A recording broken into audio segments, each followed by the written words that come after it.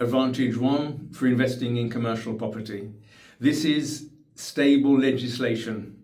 So when we're talking about commercial property, most leases and everything, the laws governing commercial property is the Landlord and Tenant Act of 1954. That's like 70 years ago. And there's been virtually no change to that act since it was put into place in 70 years. So investing in commercial, we've got a really stable situation. When we're talking about residential, frequent changes to legislation. I've got a list here.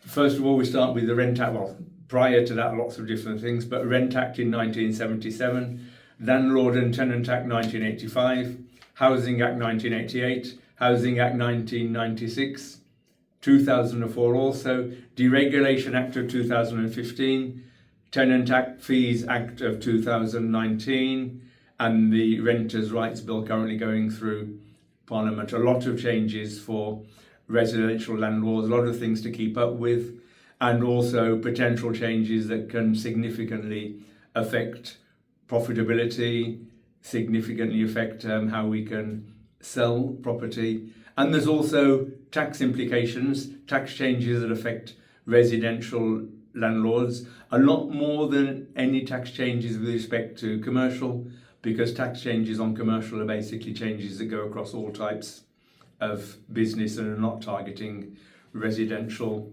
landlords. And then finally, we've also got a lot of local legislation when we're doing residential, specific licensing requirements, Article 4 that impacts what we can do in residential. We don't have all this in commercial. It's almost like a breath of fresh air.